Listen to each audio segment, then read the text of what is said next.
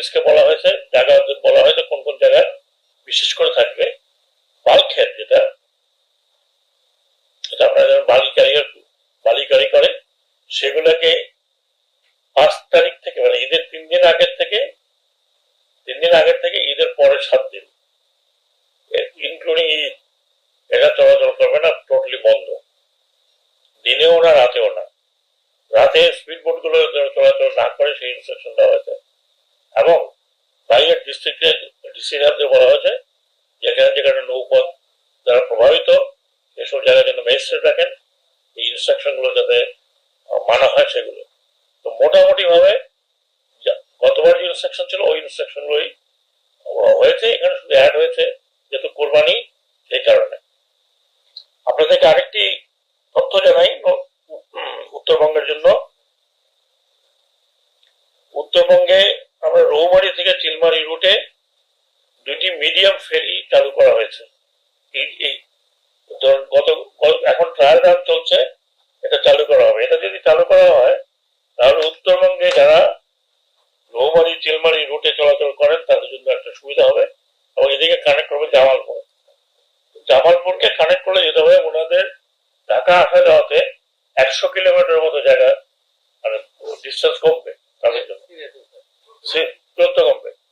সিলেটের জন্য হয়তো তাই হবে, মানে এইদিকে ডিস্ট্রিক্ট গুলো জেলার জন্য 100 কিলোমিটার কমবে। এটা আমি মনে করি একটা বড় আমাদের অ্যাচিভমেন্ট।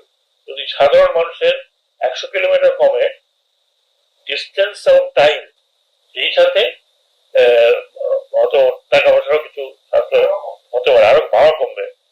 তো এই জন্য দুটো আমরা ফেরি লাগিয়েছি। কালকের থেকে ঈদ উপলক্ষে আনুষ্ঠানিকভাবে ফেরি সার্ভিস চালু হবে, এখন ট্রায়াল রান চলতেছে। এটাতে ট্রেনিং করতে হয়েছে আমাদের অনেক দিন, ভরে গেছিল।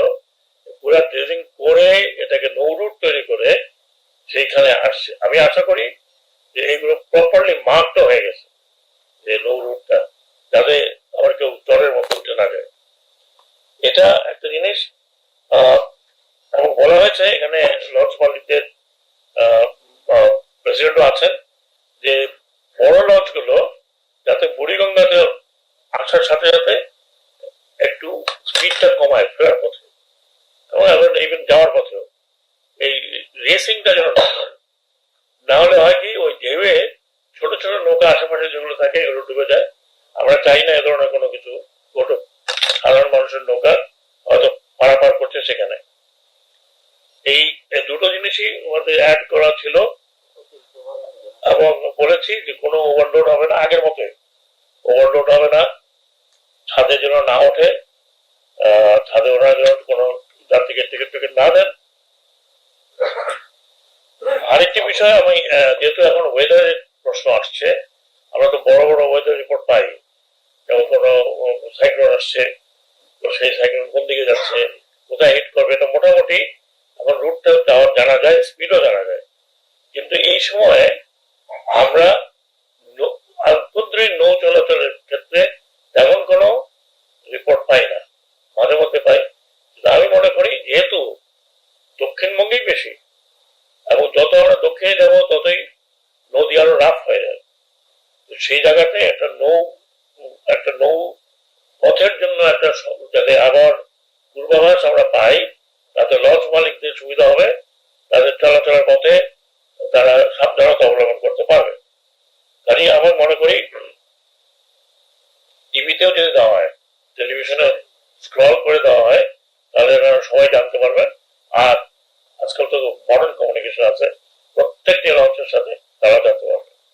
আশা করি আমি আবহাওয়া পরিদপ্তর এখানে কেউ নেই, তো চলে গেছেন, কিন্তু আমি অনুরোধ করবো আপনাদের মাধ্যমে যাতে এই ওয়ার্নিংটা দেওয়া হয়, বিশেষ করে এই সময় যখন বর্ষাকাল, বিশেষ করে এখন একটু কালবৈশাখী ভাব আছে, এই সময়টা নিম্নচাপ যখন হয় তখন শুধু নদী বন্দরকেও বলতে হবে, শুধু আপনি সমুদ্র বন্দর নয়, নদী বন্দর আপ টু ঢাকা, যদিও ঢাকাকে ইনক্লুড করে না, বা ঢাকা থেকে তো যায় বেঙ্গার দিকে, তো এই জায়গাটাও যদি ওয়ার্নিং দেওয়া হয়, একটা সংকেত দেওয়া হয়, তাহলে ওনারা সাবধানতা অবলম্বন করতে পারবেন। এই ছিল মোটামুটি আমার কথা।